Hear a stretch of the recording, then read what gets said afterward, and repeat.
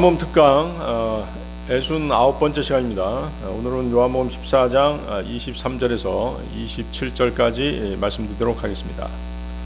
나의 이름으로가 되겠습니다. 자, 주님의 이름으로 그러면 어때요?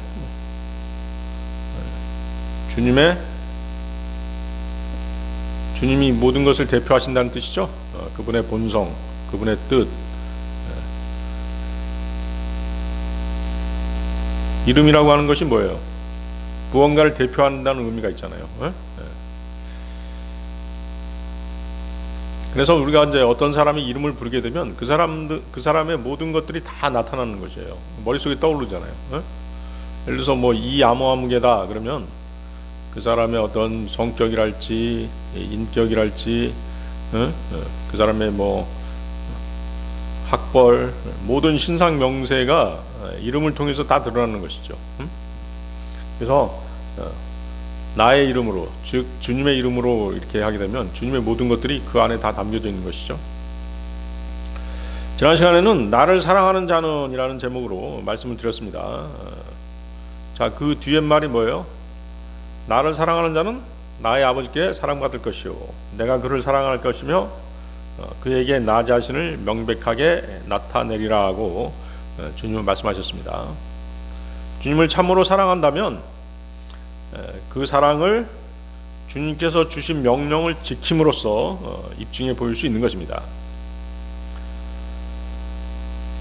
그리고 여러분이 주님을 사랑한다면 여러분은 주님의 사랑을 받을 것입니다. 하나님의 사랑을 받는 것이죠. 그 사랑은 하나님께서 개인적으로 여러분을 사랑하시는 아주 각별하고 또 특별한 사랑인 것입니다. 그러한 각별한 사랑을 베푸시는 주님은 그 사람에게 영적으로 자신을 나타내신다고 말씀하시죠. 이 영적 계시는 우리로 하여금 주님이 우리 안에 계시구나 라고 하는 것을 깨닫게 하는 것입니다. 주님은 약속하신 대로 세상 끝까지 우리와 함께 하실 것입니다. 따라서 우리는 그분의 도우심과 매사의 지혜를 주심에 대해서 주님의 사랑을 느끼며 살아가게 되는 것이죠. 우리가 하나님의 말씀을 읽을 때 성령님께서 밝게 조명해 주십니다. 즉 주님께서 우리 곁에 계심을 느끼게 하시는 것이죠. 이럴 때 우리는 그분을 보고 그분의 음성을 들으며 그분이 바로 말씀이 육신이 되어 자신을 드러내시는 주님이시다는 것을 우리가 느낄 수 있는 것입니다. 그리고 그때 우리는 마음속으로 그분을 맞아들이는 것이죠. 이것이 주님의 그 각별한 사랑을 받는 사람들에게 나타나는 그런 특징인 것입니다. 현상인 것이죠. 믿음 생활 가운데도 마찬가지죠. 어떤 어려움에 처하더라도 그것들이 우리를 피해가는 것을 실제로 체험할 수 있습니다. 그때는 이제 시편 23편 4절 말씀대로 주님이 우리를 보호하고 계신다는 것을 느낄 수 있는 것입니다. 실제로 그런 간증이 많이 있죠. 어떤 어려움이 닥치기 전에 갑자기 말씀이 막 생각나는 것이에요.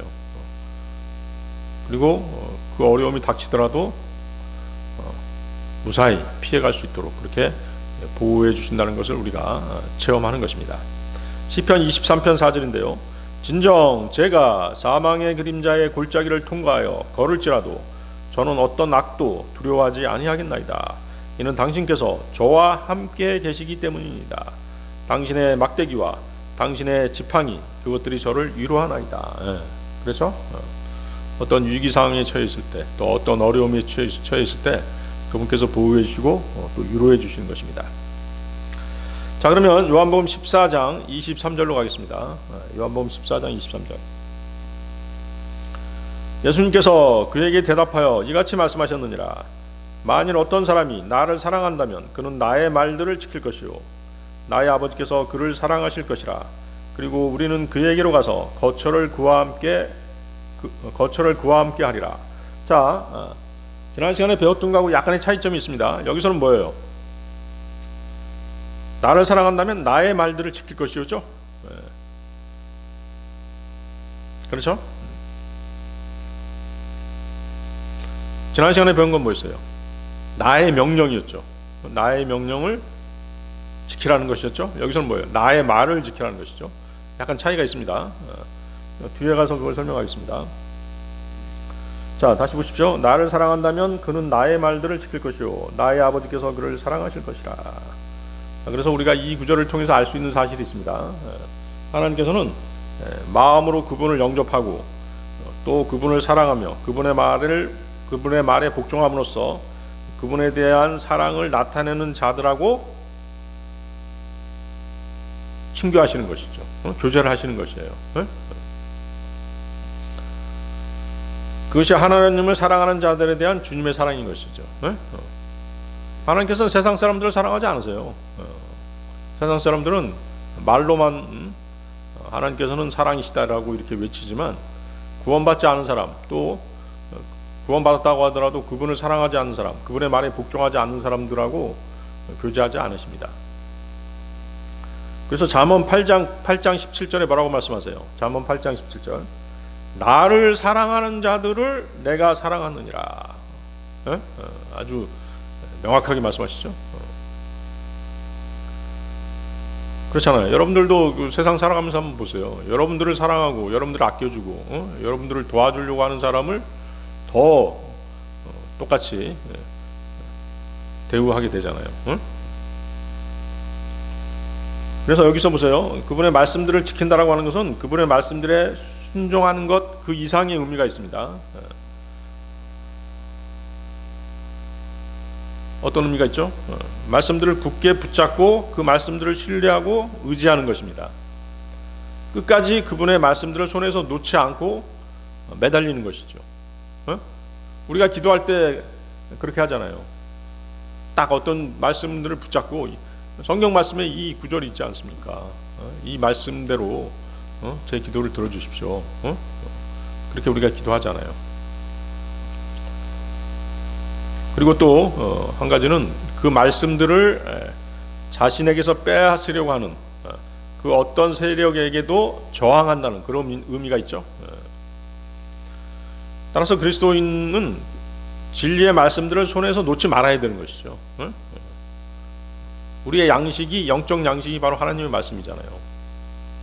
말씀을 놓치는 순간 모든 것을 잃어버리는 것이죠.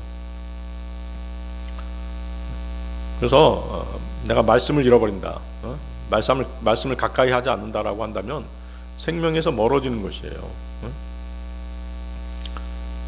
영적으로 퇴보하게 되는 것이죠. 그래서 주님을 사랑하는 사람은 그분의 말씀들에 의지하면서 살아가는 사람들인 것이죠.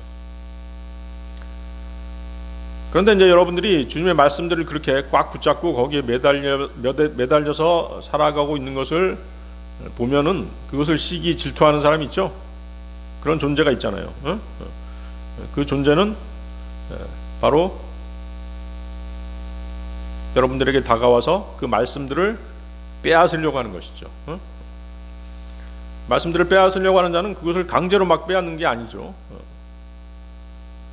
무엇인가 진리를 대신할 수 있는 아주 매력적인 것을 제시하는 것이에요. 내가 너한테 이러이러한 것을 주겠다. 그러니까 나를 따라와라. 세상을 따라와라. 이거 해, 저거 해. 네 육신이 원하는 대로 해.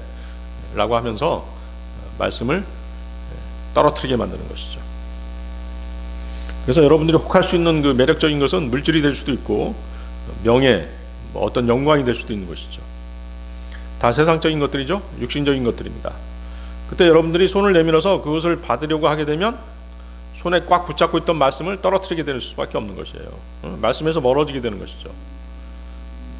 그래서 여러분들이 주님의 말씀을 굳게 붙잡고 있다라고 한다면 다른 것을 잡으려고 손을 내밀어서는 안 되는 것입니다. 손을 내미는 순간 말씀들은 여러분의 손에서 미끄러져서 빠져나가게 되는 것이죠. 그래서 잠언 23장 23절인데요. 진리를 사고 그것을 팔지 말라. 또한 지혜와 훈계와 명철도 그리하라. 진리와 바꿀 수 있는 게 없죠. 우리는 진리이신 예수 그리스도를 돈으로 살 수 없습니다. 구원을 돈으로 살 수 없잖아요. 또 진리를 물질과 바꿀 수 없습니다. 우리는 진리를 최고의 가치로 생각하며 사는 사람들입니다. 그래서 진리를 얻기 위해 어떤 고통과 희생의 대가도 치를 각오를 하고 있는 사람들인 것이죠. 우리의 믿음의 선배들은 진리에 대한 소중한 그 믿음 때문에 고난받는 것을 두려워하지 않았습니다. 순교도 마다하지 않았죠. 자, 여기 보세요. 잠언 23장 23절에 진리를 사고 그것을 팔지 말라 이렇게 되어 있잖아요. 그러니까 진리를 얻은 후에는 어떤 것과 결코 맞바꾸지 말라는 것이죠. 아주 잘 간수하라는 그런 말씀이죠. 진리는 결코 사거나 팔 수 있는 그런 대상이 아닙니다. 오히려 진리의 말씀은 경건한 사람들에 의해서, 그리스도인들에 의해서 값없이 전파되는 것이잖아요.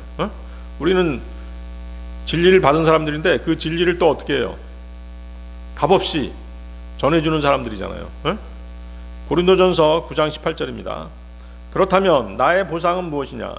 진실로 내가 복음을 선포할 때 그리스도의 복음을 값없이 선포함으로써 복음 안에 있는 나의 권한을 남용하지 않는 것이라. 그렇죠? 우리 진리의 복음을 돈 주고 전하지 않죠? 이익을 위해서 진리를 선포하지 않습니다. 그래서 우리는 하나님께 값없이 받았으므로 값없이 전해야 되는 것입니다. 하나님께서 우리에게 값없이 주셨기 때문인 것이죠. 계시록 21장 6절입니다. 다 이루어졌도다. 나는 알파와 오메가요 시작과 끝이라. 내가 목마른 자에게 생명수의 원천에서 값없이 주겠노라. 그래서 우리는 값없이 주어지는 진리의 가치를 높여야 되는 것입니다. 값없이 주어졌기 때문에 값어치가 없다, 그게 아니잖아요. 하나님의 진리의 말씀은 너무도 소중한 것이에요. 그래서 모든 사람들이 그 진리를 알기를 원하는 그 간절한 마음으로 우리는 진리를 전하고, 또 우리는 진리를 보존하고 진리를 드높이는 것이죠. 그래서 그 진리를 다른 무엇보다도 소중히 여겨야 되는 것입니다. 그리고 그것을 잃어버리지 않도록, 또 흘러 떠내려가지 않도록 소중히 잘 간직해야 되는 것이죠. 자, 그런데 아까 말씀드렸죠. 여러분들이 한 가지 알아야 될 사실이 있다고. 그것은 요한복음 14장 21절에 예수님의 명령들을 지키는 것하고 요한복음 14장 23절에 예수님의 말씀을 지키는 것의 차이, 명령들을 지키는 것과 말씀을 지키는 것의 차이가 있다는 것이죠. 요한복음 14장 21절 보십시오. 그 위에 요한복음 14장 21절. 나의 명령들을 가지고 그것을 지키는 자는 나를 사랑하는 자니라. 그리고 나를 사랑하는 자는 나의 아버지께 사랑받을 것이요 내가 그를 사랑할 것이며 그에게 나 자신을 명백하게 나타내리라. 자, 명령들을 지키는 자는 어떻게 한다고요? 아버지께 사랑받고 나도 그를 사랑하고 그리고 나 자신을 명백하게 나타난다라고 이렇게 나타내시겠다고 말씀하시죠.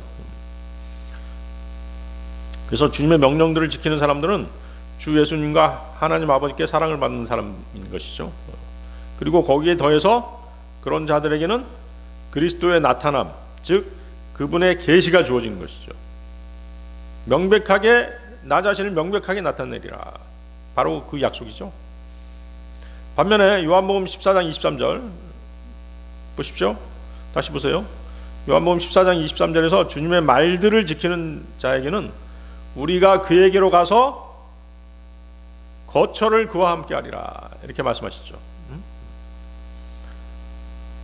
자, 거처를 그와 함께 한다는 게 뭐예요? 바로 성부, 성자, 성령님이 우리 안에 내주하신다는 것이죠. 거처가 바로 그것이잖아요. 우리 몸이 뭐예요? 성전이잖아요. 우리 몸이 성전이 된다고 약속하시잖아요. 따라서 우리가 복음에 순종함으로써 주님이 우리 안에 성령님의 형태로, 성령의 형태로 내주하시는 것이죠. 그래서 그렇게 거처를 정하시는 이유가 뭐겠어요? 우리와 함께 하시고 우리와 교제하기 위해서 그렇게 하시는 것이죠. 또 우리의 삶을 인도하기 위해서 그렇게 하시는 것이죠. 우리의 모든 삶에 그래서 하나님께서 관여하시는 것이에요. 그래서 우리는 하나님을 항상 의식하면서 살아야 되는 것입니다. 그분을 이제 의식하게 되면 그분의 본성을 우리가 닮아가게 되는 것이죠. 그분의 본성을 따르게 되는 것이죠. 요한일서 1장 3절입니다. 요한일서 1장 3절.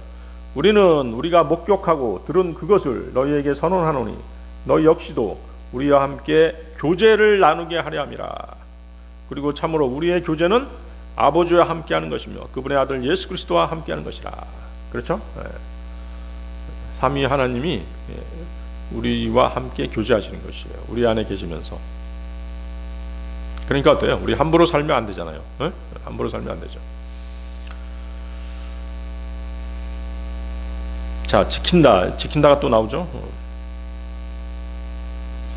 지킨다는 말씀 나오죠.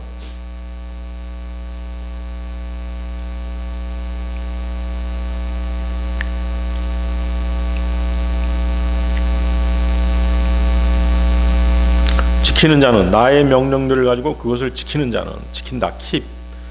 지킨다는 말은 뭐예요? 소중히 간직하고 그것을 어떻게 해요? 또 소중히 보호하고 계속 따르는 것이죠.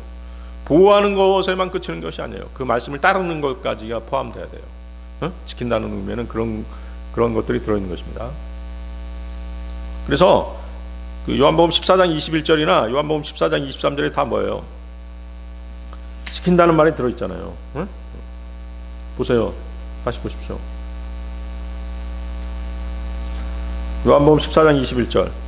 나의 명령들을 가지고 그것들을 지키는 자는 요한복음 14장 23절. 나의 말들을 지킬 것이요. 그렇죠? 그래서 이 두 구절 모두 지키다, keep이라고 하는 단어를 사용하지만 단순히 순종하다 이상의 의미가 있는 것이죠. 요한복음 14장 21절에 지키다는 순종해서 실천하는 것입니다. 순종으로 실천하는 것이죠. 그래서 주님의 명령들을 행동으로 옮기는 것이죠. 14장 23절에 지키다는 관계를 지속시키는 것이에요. 왜? 우리와 교제하신다고 그랬잖아요. 근데 우리가 뭐예요? 죄를 지게 되면 일시적으로 관계가 끊어지잖아요. 관계가 중단되죠. 그래서 14장 23절에 지킨다라고 하는 것은 관계를 지속시키는 것과 관계가 있는 것이죠. 관련이 있는 것이죠. 그래서 관계를 보존하는 것으로 그분의 말씀을 마음에 간직하는 것이죠. 그래서 21절의 순종이 사랑의 증거죠. 그렇죠? 왜? 내 말을 지키면, 내 명령을 지키면 나를 사랑하는 자니라 이렇게 말씀하시잖아요. 그래서 21절의 순종이 사랑의 증거라면 23절의 순종은 교제죠. 사랑의 교제죠. 너희 안에 와서 거처를 정하겠다. 교제하시겠다. 그렇죠? 사랑의 교제죠. 자, 요한복음 14장 24절 25절로 가겠습니다. 24절 25절. 나를 사랑하지 아니하는 자는 내가 말하는 것들을 지키지 아니하느니라. 그리고 너희가 들은 말씀은 나의 것이 아니오 오직 나를 보내신 아버지의 것이니라. 내가 아직 너희와 함께 있는 동안 이런 것들을 너희에게 말하였도다. 자, 나를 사랑하지 아니하는 자는 내가 말하는 것들을 지키지 아니하느니라. 그렇죠? 그래서 그분이 말씀에 순종하느냐 순종하지 않느냐가 그분을 사랑하느냐 사랑하지 않느냐의 기준이 되는 것이에요. 말로만 나 주님 사랑해요. 하나님은 사랑이세요. 백날 떠들어봤자 아무 소용없는 것이에요. 주님의 단 한 가지 명령이라도 지킬 수 있느냐, 그것이 사랑의 기준이 되는 것이죠. 그래서 세상 보세요. 세상을 보면 그리스도인과 그러니까 구원받은 사람과 구원받지 않은 사람으로 나뉘잖아요. 바로 그게 뭐예요? 하나님을 사랑하는 사람과 사랑하지 않는 사람으로 나뉘는 것이에요. 자, 그렇게 명확하게 구분을 했지만 또 어때요? 우리가 믿음 생활하면서도 진정 주님을 사랑하느냐 사랑하지 않느냐는 결국 뭐예요? 말씀을 지키느냐 지키지 않느냐는 것이죠. 세상은 하나님을 사랑하지 않죠. 자신에게 그 생명을 주신 창조주시며 구속주시며 심판주이신 분을 사랑하지 않는 이유가 뭘까요? 딱 한 가지 이유예요. 증오 때문이죠. 증오. 하나님 미워하기 때문에 그런 것이죠. 우리가 그 구령 나왔을 때 우리가 설교하는 걸 막 방해하는 사람 있잖아요. 아, 왜 그거 우리 잠시 하다 가는데 1시간만 하고 갈 건데 계속 떠드는 것도 아니고 왜 방해하느냐 이렇게 물어보면 아이 듣기 싫다 이거예요. 듣기 싫은 거야. 말씀을 듣기 싫다는 거예요. 들으면 막 이게 막 정신이 산란해지고 갑자기 머리가 띵해지고 이상하다는 거지. 마귀한테 완전히 장악된 사람이기 때문에 하나님 말씀을 들으려 하지 않는 것이죠. 오히려 하나님 말씀에 대해서 거부감이 막 생기고 그러는 것이죠. 그게 바로 뭐예요? 하나님에 대한 증오죠. 하나님의 말씀을 싫어한다는 것은 하나님을 증오하는 거나 마찬가지잖아요. 여러분들이 부모님을 사랑하면 부모님 말씀을 잘 듣잖아요. 그거가 마찬가지예요. 그래서 그 구약 시대에서 하나님께서는 그분을 증오한 그 선조들의 불법으로 인해서 그 후손의 몇 해까지 3, 4대에 이르기까지 저주를 내리시겠다라고 그렇게 선포하셨죠. 그렇지만 그분을 사랑하고 그분의 계명을 지키는 사람들에게는 그 후손의 수천 대까지 자비를 보이시리라고 그렇게 선포하셨습니다. 그게 출애굽기 20장 5절 6절에 나옵니다. 출애굽기 20장 5절 6절.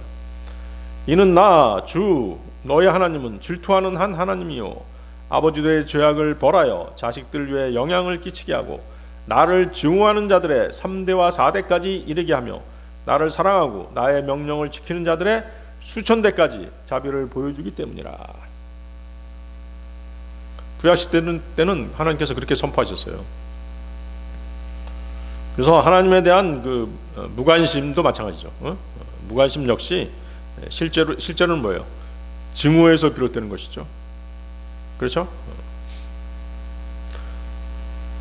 부부관계에서 그렇잖아요. 남편과 아내가 서로 무관심하게 됐다는 것은 뭐예요? 서로 미움이 딱 싹트기 시작했기 때문에 서로 무관심해져 버리는 거예요. 너는 너대로 살고 나는 나대로 살자. 그렇죠? 미움이 생긴 거죠. 따라서 그리스도와 함께 하지 아니하는 자들은 모두 그분을 반대하는 사람들인 것입니다. 누가복음 11장 23절에 명확하게 말씀하시죠. 누가복음 11장 23절.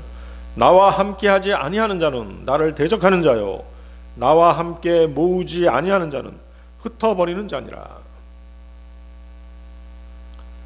그래서 참된 성도는 말씀이 육신이 되어 오신 그분의 말씀에 모든 말씀에 귀를 기울이는 사람입니다. 그러나 믿지 않는 자들은 말씀을 들으려 하지 않습니다. 어떤 불신자는 그리스도의 말씀들 중 일부만을 육신적으로 받아들여 지키기도 합니다. 그렇죠? 세상 정치인이라든가 유명한 인사들 보면 성경 말씀을 인용하잖아요. 구원받지 않았으면서도. 왜 그런 것이에요? 그 말씀들이 자기 판단에 좋아 보이는 것이죠. 한편으로는 지적인 말씀으로 보이기 때문인 것이죠. 그렇지만 이제 뭐 자기 귀에 거슬린다든가, 자기가 판단하기에 비현실적이다든가, 자신의 기준에 맞지 않는 다른 말씀들은 외면해 버리는 것이죠. 특히 뭐예요? 지옥이라든가 심판에 관한 구절들은 듣기 싫어하잖아요. 우리가 거리에서 설교할 때 뭐 심판, 지옥 이거 얘기하면은 막 달려드는 것이에요. 반발하는 것이죠. 그러니까 나와서 막 회방하는 것이에요. 듣기 싫다고.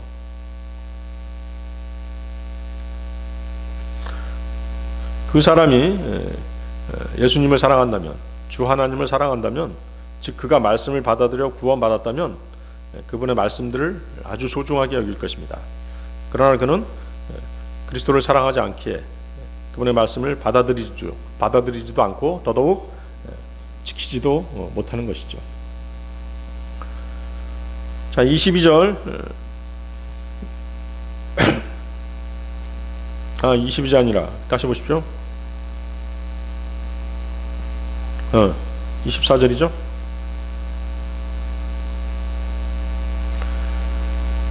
너희가 들은 말씀은 나의 것이 아니요 오직 나를 보내신 아버지의 것이니라. 자, 이 말씀이 이제 그 22절하고 같이 보십시오. 주여 당신께서 우리에게 스스로를 명백하게 나타내려 하시고 세상에는 나타내려 하지 않으시니 어찌 된 것이니까. 자, 이건 누가 질문한 것이죠? 가룟 유다가 아닌 유다가 질문한 것이죠. 그래서 유다의 질문에 대한 최종적인 답변이 바로 이 말씀이었죠. 너희가 들은 말씀은 나의 것이 아니오 오직 나를 보내신 아버지 것이니라. 약간은 이제 동문서답 같지만 깊은 의미가 들어있잖아요. 지금까지 그 제자들 3명이 이제 주님한테 질문을 한 것이잖아요. 도마, 빌립, 유다가 주님께 질문했고 거기에 대한 모든 답변을 다 해주신 것이죠. 그걸 잠깐 이제 다시 한번 살펴보도록 하겠습니다. 자, 십자가 처형과 부활을 앞두신 이제 예수님께서 제자들에게 그분 자신이 곧 떠나실 것과 그 후에도 어떻게 함께 하실지를 말씀하셨죠. 그러니까 도마가 뭐라고 물어봤어요. 주님, 우리가 어디로 가시는지 모르는데 그 길을 어떻게 할 수 있습니까? 라고 물었죠. 그래서 이제 그 도마의 질문은 주님이 가시는 길과 그 구원의 방법을 이해하지 못했기 때문에 나온 그런 질문이었죠. 그러자 예수님은 뭐라고 말씀하셨어요? 나는 길이요 진리요 생명이라. 나를 통하지 않고서는 아무도 아버지께로 올 수가 없다라고 이렇게 답변하셨죠. 즉 하나님께 가는 유일한 길은 누구시다? 예수님 자신이시다. 예수님 안에서만 진리와 생명을 발견할 수 있다는 뜻으로 답변하신 것이죠. 자, 두 번째 빌립은 뭐라고 물어봤어요? 주님, 아버지를 우리에게 보여주십시오 라고 말했죠. 빌립은 거룩하신 하나님을 눈으로 볼 수 있는 존재라고 생각한 것입니다. 그래서 이제 그런 말을 한 것이죠. 그러자 예수님은 빌립아, 내가 이렇게 오랫동안 너희와 함께 있었는데도 아직 나를 알지 못하느냐? 나를 본 사람은 곧 아버지를 본 것이라. 어찌하여 아버지를 보여달라고 하느냐? 이렇게 답변하셨죠. 자, 이것을 통해 예수님은 하나님을 보는 것이 무엇인지 알게 해주신 것이죠. 그것은 눈으로 보는 것이 아니라 예수님을 통해서 마음으로 느끼고 관계를 맺는 것이었던 것이죠. 세 번째, 이제 그 가룟 유다가 아닌 유다는 뭐라고 물어봤습니까? 주님, 왜 주님은 우리에게는 나타내시고 세상에는 나타내시지 않으십니까? 이렇게 물어봤죠. 유다는 예수님의 나타나심을 세상 사람들이 모두 눈으로 볼 수 있기를 바랬던 것이죠. 왜 그랬던 것이에요? 그것은 이제 주님이 세상에 자신을 드러내셔서 이스라엘의 현 상황, 그때 이스라엘이 어떤 상태였어요? 로마의 식민 상태였잖아요. 그래서 로마를 물리치시고 또 이스라엘을 회복해 주시리라는 것을 기대했기 때문에 그런 속마음으로 이렇게 물어본 것이죠. 왜 우리에게만 나타내시고 세상에는 나타내시지 않습니까? 그렇게 질문한 것이에요. 그러나 예수님은 사람이 나를 사랑하면 내 말을 지킬 것이다. 내 아버지도 그를 사랑하시고 우리가 그에게 가서 함께 거하겠다라고 답하셨죠.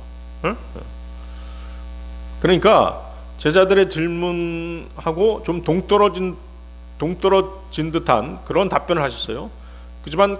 하지만 그 안에는 깊은 영적인 의미가 들어있었던 것이죠. 그래서 주님의 목표는 당장의 세상 왕국이 아니다.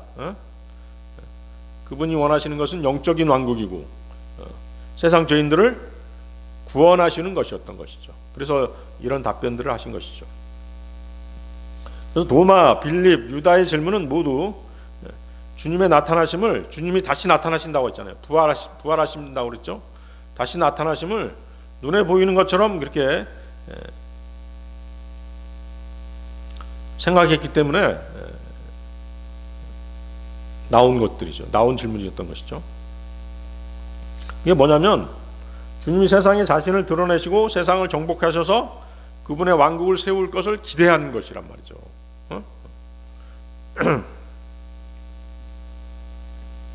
그러나 예수님은 제자들에게 눈에 보이는 왕국이 아니라 마음속에서 주님과 바르게 관계를 맺는 것이 더 중요하다라고 그렇게 알려주신 것이죠. 하나님께 나아가는 길은 반드시 예수님을 통과해야 되죠. 나는 길이요 그렇게 말씀하셨으니까. 또 하나님을 아는 것은 예수님과 마음으로 연결될 때 가능한 것이죠. 예수님을 통해서만이 알 수 있는 것이잖아요. 그래서 예수님의 나타나심, 예수님의 임재죠, 임재. 예수님의 임재, 즉 그분의 다시 나타나심은 주님을 사랑하고 말씀에 순종하는 가운데 우리 마음에 거하시는 것임을 알게 해주신 것이죠. 그렇죠? 그래서 뭐라고 말씀하신 것이에요? 위로자 성령님께서 너희에게 오실 것이다, 이렇게 이제 말씀하시잖아요. 25절 다시 보십시오. 내가 아직 너희와 함께 있는 동안 이런 것들을 너희에게 말하였도다. 자, 이 구절은 이제 뭐냐면, 내가 너희와 함께 있는 동안 이런 말을 한 것은 내가 곧 떠날 것임을 알려주기 위함이었다. 하지만 너희는 아직 그 뜻을 완전히 이해하지 못하고 있다. 그러나 성령님께서 오시면 내가 말한 것들의 의미와 너희를 향한 하나님의 은혜를 더 잘 알게 될 것이다. 이런 뜻으로 말씀하신 것이죠. 그러면서 이제 이 말씀에 이어서 곧바로 약속하신 성령님의 오심에 대해서 말씀하시는 것이에요. 그게 이제 요한복음 14장 26절이죠. 요한복음 14장 26절 보십시오.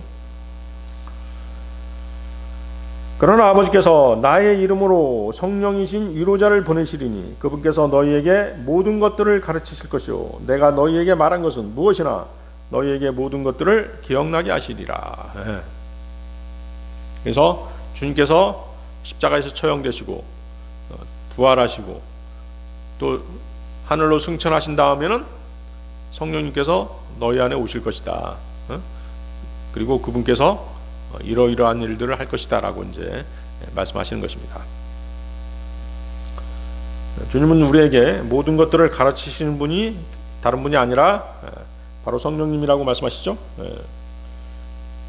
그래서 성경에는 하나님께서 인정하시는 뭐 사도, 예언자, 또 목사 또는 교사라고 불리는 사람들이 있습니다. 하지만 사람은 그 누구도 하나님의 말씀에 대해서 아무도 가르칠 수 없죠. 우리에게 가르치시는 분은 궁극적으로 성령님이시죠. 우리가 하나님이 주신 어떤 권위나 직분을 가지고 사람을 가르치기도 합니다. 그렇더라도 궁극적으로 우리는 성령님이 가르쳐 주시거나 깨닫게 하신 것을 바탕으로 해서 다른 사람을 가르치는 것이죠. 그 사도행전 보면 이사야서를 읽고 있던 에티오피아인 네시가 있었죠. 사도행전 8장 31절인데요. 그때 그 네시가 빌립에게 이런 고백을 합니다. 어떤 사람이 나를 지도하지 않는다면 내가 어떻게 이해할 수 있으리요? 그렇죠? 이 말을 듣고 빌립이 네시와 함께 마차에 앉죠. 마차에 앉아서 그의 옆에 앉아가지고 그가 그 네시가 읽고 있던 성경 구절에 대한 진리들을 설명해주는 그런 장면이 있습니다. 하지만 빌립이 할 수 있었던 것은 뭐예요? 지도하는 것이었죠. 가이드하는 것이었죠. 가르치는 것이 아니라 인도해 주시는 것이죠. 그래서 성경에서 말하는 그 지도한다라고 하는 것은 안내하다, 가이드한다, 인도하다 이런 뜻이 있는 것이죠. 그래서 어떤 사람이 성경에 대해 가르쳐 준다라고 하는 것은 자기가 알고 있는 어떤 구절이 성경의 어떤 다른 구절과 어떻게 연관이 있는가 하는 것을 안내하는 것이죠. 가이드하는 것입니다. 자, 성령님께서는 진리의 영이십니다. 성경의 저자이시죠. 그분의 안내는 사람의 안내하고는 차원이 다르죠. 성경을 성경으로 명쾌하게 해석하실 수 있는 분이 바로 성령님이세요. 그분의 가르침을 받아야 우리가 다른 사람을 인도해 줄 수 있는 것이죠. 요한복음 16장 13절인데요. 하지만 진리의 영이신 그분께서 오시면 그분께서 너희를 모든 진리 가운데로 인도하시리라. 모든 진리 가운데로. 여러분들이 원하기만 하면 모든 진리 가운데로 인도해 주십니다. 그래서 이 성령님은 성부 하나님에 의해서 보내지십니다. 그러나 그리스도의 이름으로 보내지십니다. 그 차이점을 명확하게 알고 있어야 됩니다. 자, 아버지께서 나의 이름으로 성령이신 위로자를 보내시니니 이렇게 말씀하시죠. 그런데 어때요? 주 예수님께서는 누구의 이름으로? 아버지의 이름으로 보내주셨죠. 주 예수님께서는 하나님 아버지의 이름으로 보내주셨고, 성령님께서는 아들의 이름으로 보내주신 것이죠. 그 차이점이 있는 것이에요. 요한복음 5장 43절인데요. 요한복음 5장 43절. 내가 나의 아버지의 이름으로 왔는데 너희는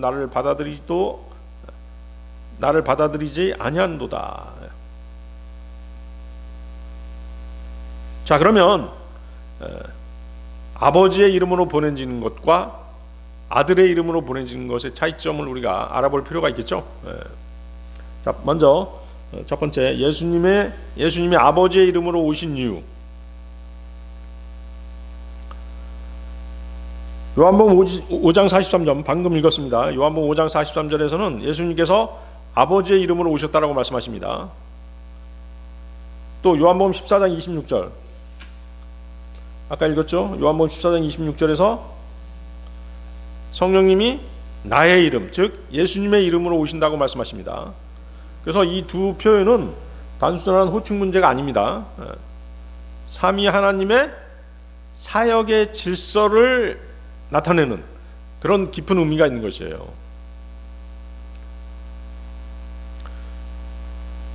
자, 요한복음 5장 43절 다시 봅니다. 요한복음 5장 43절. 내가 나의 아버지의 이름으로 왔으나 너희는 나를 받아들이지 아니하는도다. 자, 예수님은 아버지의 권위와 사명을 가지고 오신 것이죠. 그러니까 아버지를 대표해서 오신 것이에요. 네? 그래서 아까 이름에 대해서 얘기했잖아요.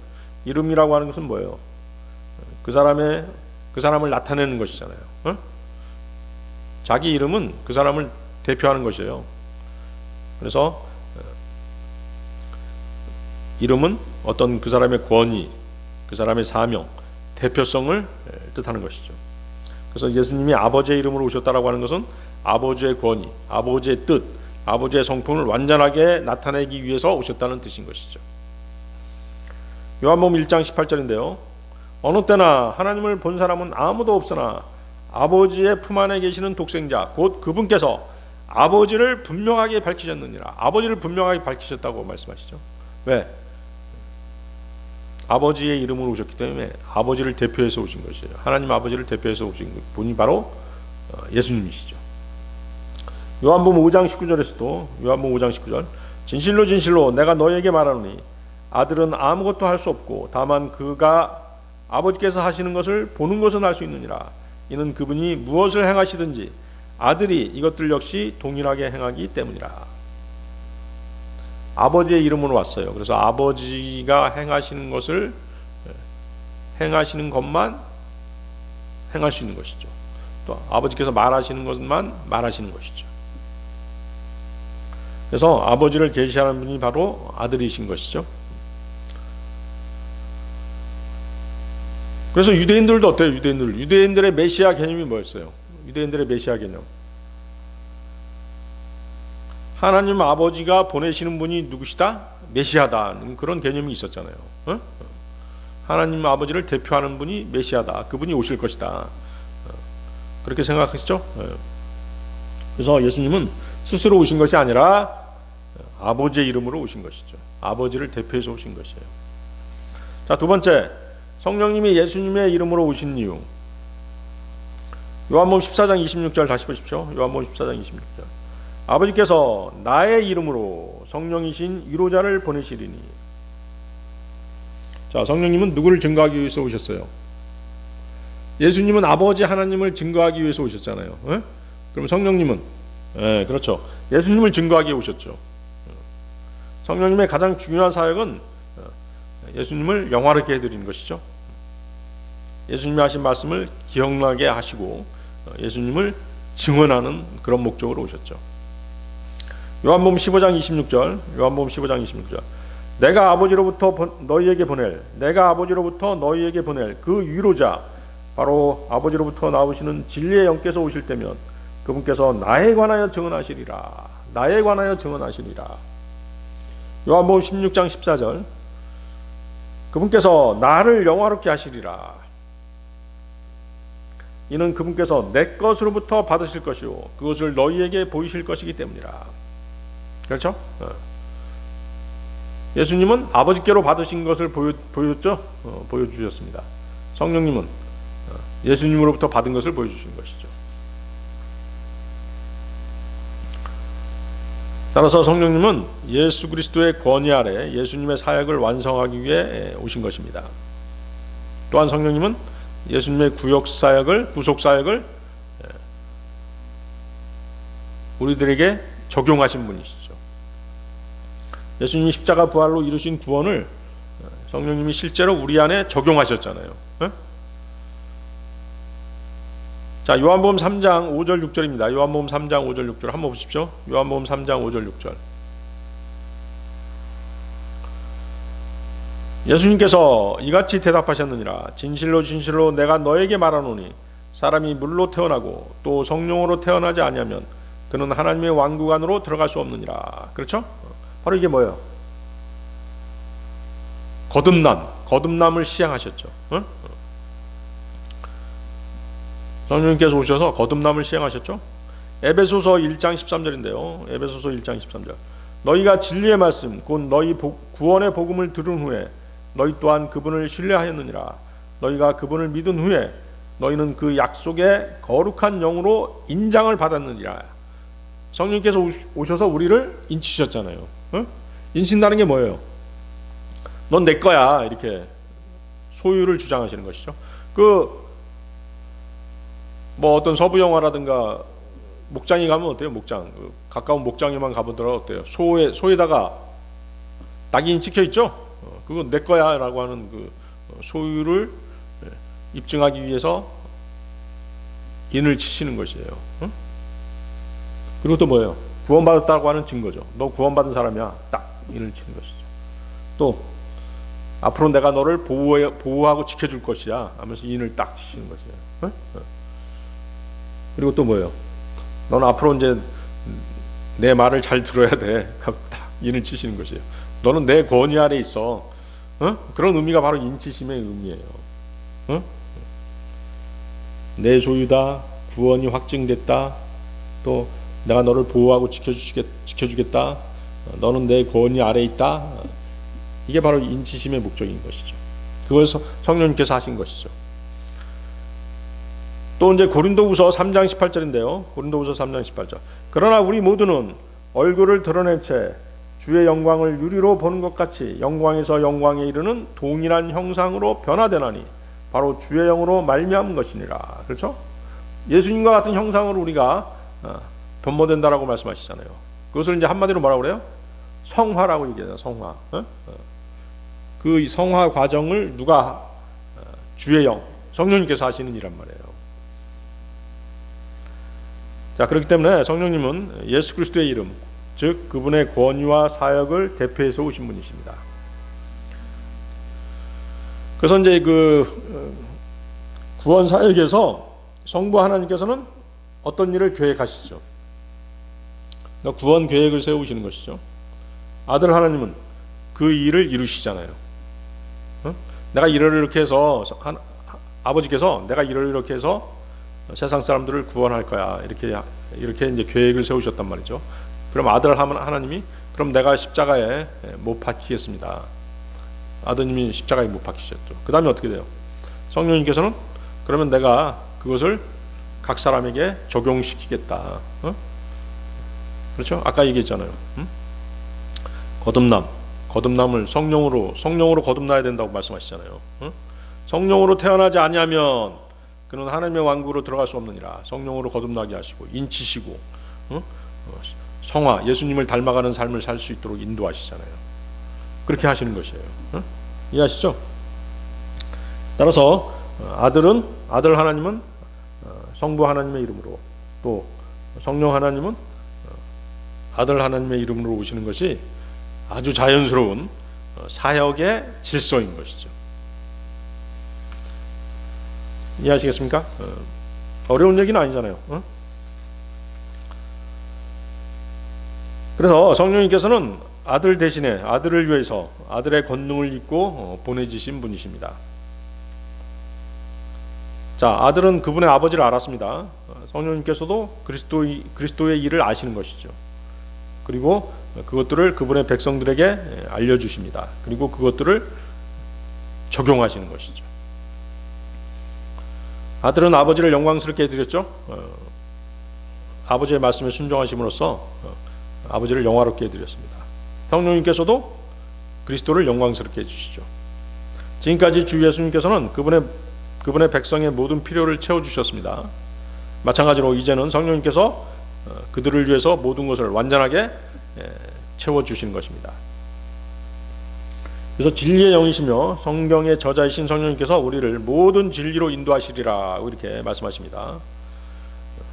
성령님께서는 우리에게 성경 말씀들을 가르쳐 주실 때 그 구절의 말씀을 다른 구절들의 말씀들로 해석해 주시죠. 성경을 성경으로 해석하는 게 가장 바람직한 해석 방법이잖아요. 그리고 궁극적으로 우리가 깨달아 알 수 있도록 가르쳐 주시는 것입니다. 성령님께서는 이런 방식으로 우리에게 성경을 가르치시기 때문에 목사나 성경교사 역시 사람들에게 성경을 가르치는 사람이 아니라 인도하는 사람인 것이죠. 그게 올바른 해석인 것이죠. 다만 성령님께서는 성경의 저자이시기 때문에 그분의 인도하심이 그 누구도 따라올 수 없을 만큼 정확하시죠. 우리는 약간의 오차가 있을 수 있잖아요. 따라서 이제 성령님의 인도하심을 받다 보면 결과적으로 우리는 그분의 가르침을 받게 되는 것입니다. 그렇기 때문에 성경을 공부하는 사람들은 자신의 생각으로 육신적인 생각으로 말씀을 해석하지 말아야 되는 것이죠. 어떤 인문학적인 그런 서적들을 인용해서 해석해서는 안 되는 것이에요.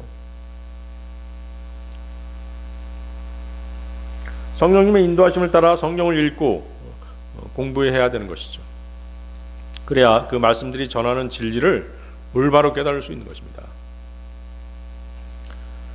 자, 다시 보십시오. 내가 너희에게 말한 것은 무엇이나 모든 것들을 기억나게 하시리라. 자, 그렇죠? 이것은 우리가 경험적으로 알 수 있습니다.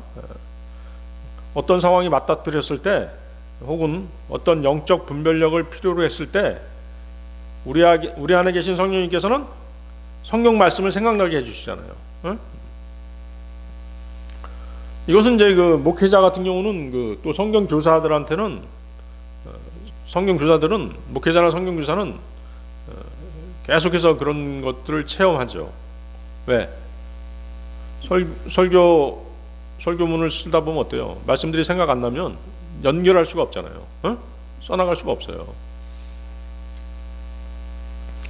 그렇지만 이제 꼭 설교자라든가 성경교사가 아니더라도 모든 그리스도인들에게는 어때요? 성경 말씀이 생각나지 않으면 옳게 판단할 수가 없잖아요.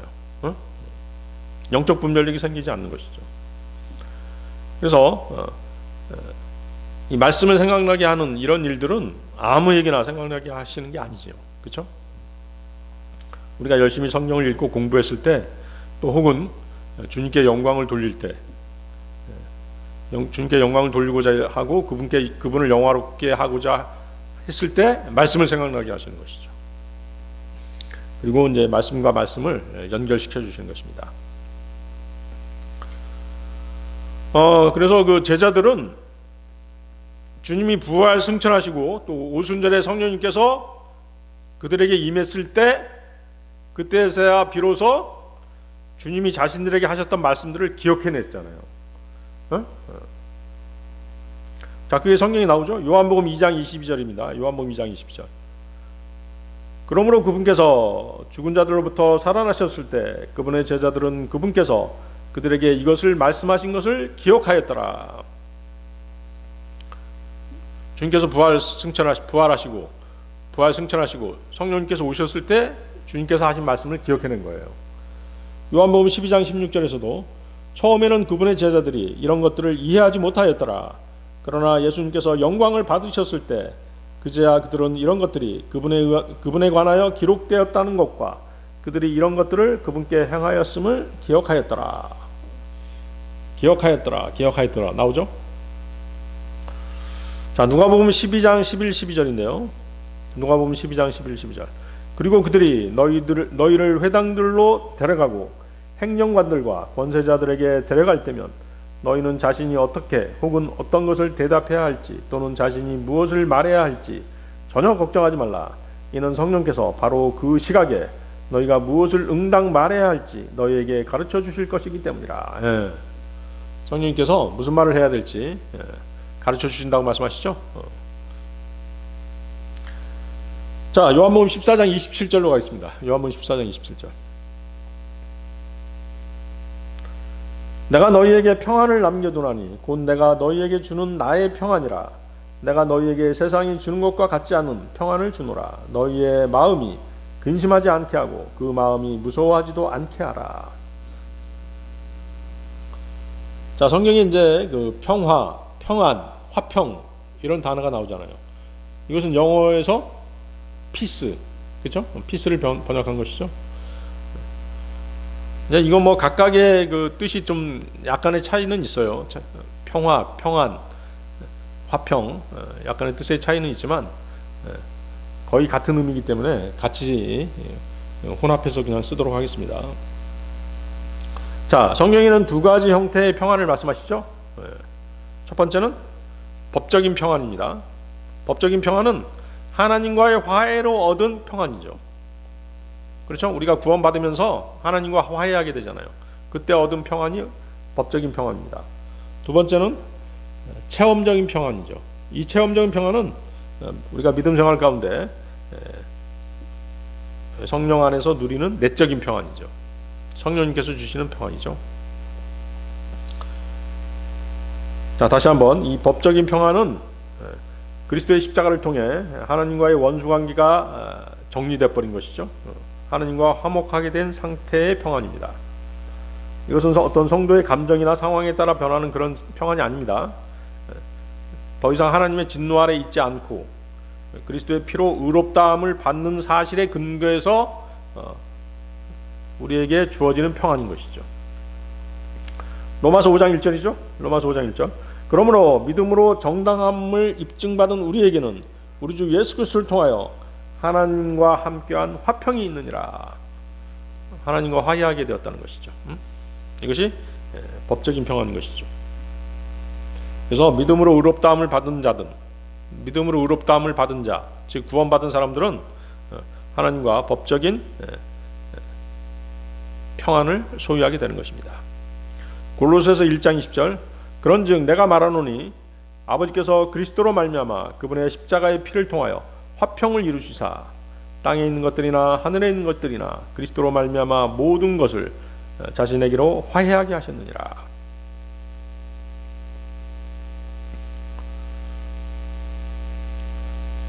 주 예수님의 십자가의 피로 우리는 하나님과 화해를 이루었죠. 그래서 이 평안은, 그때 주어진 이 평안은 그리스도의 사역에 근거한 완전한 평안인 것이죠. 지옥에 가지 않는다는 그런 평안인 것이에요. 그래서 성도의 영원한 신분을 보장하는 것이죠. 구원의 영원한 보장의 교리를 뒷받침하는 그런 평안인 것이죠. 자, 두 번째, 그 체험적인 평안은 성령님께서 믿는 자 안에 내주하시잖아요. 그럼으로써 우리 마음속에서 실제로 느끼는 평안이죠. 어려운 환경이나 고난 속에서도 하나님을 신뢰할 때 주어지는 평안입니다. 그래서 그리스도께서 내가 너희에게 평안을 남겨두나니 하신 것은 그분의 마음을 지배했던 내적 평안을 성도들이 체험하도록 해주신다는 뜻인 것이죠. 그래서 이 평안은 오직 성령님의 내주하심, 그분의 역사로 유지가 되는 것이에요. 그래서 이 체험적 평안의 그 성경적인 근거가 바로 우리가 지금 읽었던 요한복음 14장 27절이에요. 요한복음 14장 27절 다시 보십시오.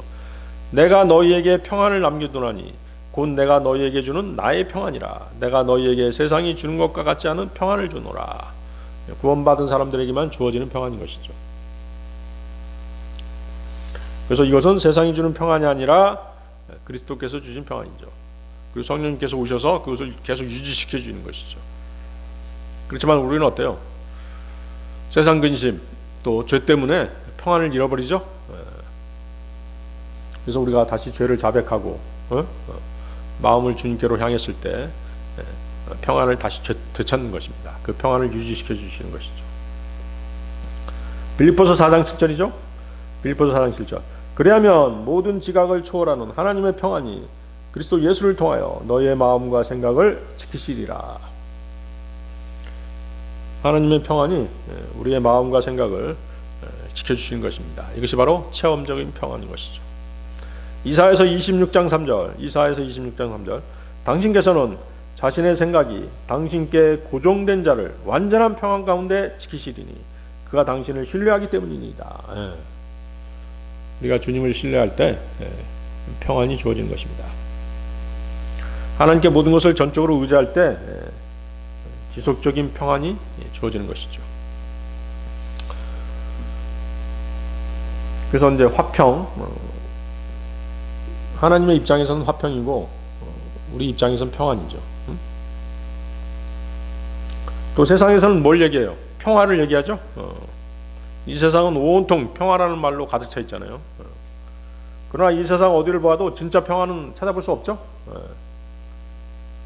세상이 주는 평화는 속이 텅 빈 그런 평화죠. 알맹이 없는 껍질뿐인 거짓 평화입니다. 계속 전쟁이 계속되잖아요. 우크라이나하고 러시아 전쟁 끝나지 않고 있죠. 이스라엘하고 하마스 전쟁이 끝나지 않고 있습니다. 지구상 곳곳에 평화는 없는 것이죠. 그래서 세상의 평화는 거짓 평화인 것이에요. 예를 들어서 두 나라가 전쟁을 하다가 갑자기 이제 뭐예요? 우리 휴전하자 하고 멈추죠. 그 다음에 어떻게 해요? 그 다음에 막 군비 증강을 하는 것이에요. 휴전한 이유가 뭐야? 포탄 다 떨어졌어. 무기 다 망가졌어. 그러니까 어때요? 막 포탄 쟁여놓는 것이에요. 신무기 개발하는 거야. 그거잖아요. 다음번에는 너 완전히 내가 박살 낼 거야. 그러면서 이제 막 포탄 막 쟁여놓는 것이에요. 그래서 휴전하는 것이지 다른 의도가 아니에요. 이것은 뭐야? 인류 역사가 증명하고 있잖아요. 러시아 보세요. 우크라이나 보세요. 지금 거의 군비고 뭐고 다 지금 국민들의 생활도 피폐해졌잖아요. 포탄도 다 떨어졌어. 무기도 다 망가졌어. 그러니까 뭐야 이제 우리 휴전해야 되지 않겠어? 뭐 그러는 거잖아요. 조금 있으면 이제 바로 이제 휴전 얘기 나올 겁니다. 그 다음에 또 막 무기 쌓아놓는 거야. 그 시간을 벌기 위해서 휴전하는 것이죠. 그래서 세상이 주는 평화는 일시적인 평화예요. 세상이 주는 평화는 지속되지 않습니다. 잠시 평화인가 싶다가 다시 세상 어느 곳에선가는 반드시 또 전쟁이 터지는 것입니다. 왜 그렇게 전쟁을 계속하는 걸까요? 바로 인간의 악한 욕망 때문인 것이죠. 그런데 주님께서는 나의 평화는 이와 다르다고 말씀하시죠. 주님께서 주시는 평화는 언제나 거저 주시는 평안이죠. 거저 주시는 평화입니다. 대가가 필요 없는 평화죠. 주님께서 주시는 화평은 또 영원한 화평입니다. 우리가 구원받고 나서 주님께서 우리 마음속에 화평을 넣어주셨죠. 처음에는 잘 모르다가 결국에는 그것이 영원한 화평이었음을 알게 되는 것입니다. 우리가 주님께 받은 평화는 도로 빼앗기는 법이 없죠. 왜? 우리의 구원이 보장되어 있기 때문에. 주님께서 주시는 화평은 정신적이거나 물질적인 화평을 뛰어넘는 영적인 화평입니다. 우리가 구원받았다고 해서 우리가 처해 있는 현실이 어때요? 달라지거나 그러진 않잖아요. 그런데도 어느 순간 이상하리만큼 우리는 평온함과 안식 속에 들어가 있는 자신을 발견하게 되는 것입니다. 우리가 구원받았다고 해서 갑자기 월급이 오른다든가 우리가 갑자기 부자가 된다든가 그런 건 아니잖아요. 또 골치 아팠던 문제들이 일시에 해결되는 것도 아니죠. 오히려 우리 주변에 있는 사람들이 어때요? 구원받기 전에는 우리에게 아주 우호적이고 친절했던 사람들이 갑자기 태도를 바꾸잖아요. 왜? 우리가 진리의 복음을 전하니까 완전히 돌변해가지고 진리를 공격하잖아요. 어? 그리고 복음을 전하는 우리를 공격하잖아요. 거기 다시 보십시오. 27절. 너희의 마음이 근심하지 않게 하고 그 마음이 무서워하지도 않게 하라. 자, 왜 근심, 두려움이 생기는 걸까요? 왜? 주님이 떠나기 때문에. 주님이 떠나면 이제 바로 제자들이 그런 불안감에 빠지는 것이죠. 응? 극도의 그 두려움이 생기는 경우가 있다고 그래요. 바로 사형 선고 받은 사람들, 사형이 집행되기 전에 죄수들이 아주 극도의 공포감을 갖는다고 이제 말하죠. 예수님께서 이제 떠난 다음에 제자들이 어때요? 그런 어떤 그 두려움, 근심, 걱정 이런 것들이 이제 생길 것을 염려해서 주님이 지금 하시는 것이죠. 하시는 말씀이죠. 그럴 수밖에 없잖아요. 왜? 주님께서 계속 핍박받으셨잖아요. 주님을 핍박하고 죽이려 하고 있던 그런 세력들이 제자들에게도 똑같이 할 것을 주님께서는 알았던 것이죠. 제자들 중에 온전한 죽음을 맞이한 사람은 없잖아요. 다들 순교했잖아요. 그래서 마귀의 지배 아래 있는 이 세상은 언제나 반그리스도적이고 반교회적인 것입니다. 따라서 그리스도의 제자가 된 성도들에게는 세상의 위협이 끊임없이 따르기 마련인 것입니다. 우리는 이에 대처하는 법을 알아야 되는 것입니다. 바로 예수님께서 제시하신 평안이 유일하고도 완전한 처방인 것이죠. 이 평안이 있는 사람들은 세상의 어떤 환경에 대해서도 전혀 영향을 받지 않는 것입니다. 생명의 위협을 당할지라도 주께서 명령하신 일에 최선을 다하게 됩니다. 사도시대만 보더라도 어때요? 유대 종교 지도자들이 예수님의 이름으로 말하거나 또 예수님의 이름으로 가르치지 못하게 위협했었죠. 잡아 가두기도 했었죠. 그래서 그들의 살벌한 태도에도 아랑곳하지 않고 사도들과 성도들이 담대히 복음을 전할 수 있는 이유가 무엇이겠어요? 그들 속에는 세상이 알 수 없는 주님께서 주신 평안이 있었기 때문인 것이죠. 사도행전 9장 31절인데요. 그때 온 유대와 갈릴리와 사마리아에 걸쳐 교회들이 안식을 얻었고 세움을 받았더라. 그리고 주를 두려워함 가운데 살아가며 성령님의 위로 안에서 번성하였더라. 그들의 마음가짐이 어떤 상황에서도 흔들리지 않고 한결같은 이유가 무엇이겠어요? 주님이 주신 평안 때문이었던 것이죠. 그들이 어떤 뛰어난 용기의 소유자들이라든가 평소에 담력이 커서 그런 것들이 아니었다는 것이죠. 예나 지금이나 주님께서 주시는 평안을 얻지 못한 사람들은 세상의 위협을 감당하지 못하는 것이에요. 세상은 주께서 주시는 평안이 무엇인지 모르잖아요. 진리에 대한 확신이 없기 때문이죠. 그래서 세상 사람들은 조금만 위험한 일이 생기더라도 근심하면서 살아가잖아요. 삶의 목표가 없기 때문에 항상 불안합니다. 항상 흔들리는 삶을 사는 것이죠. 그것이 주님 그리스도가 주신 평안을 가지고 있는 우리 그리스도인과의 차이점이죠. 오늘 여기까지 하겠습니다.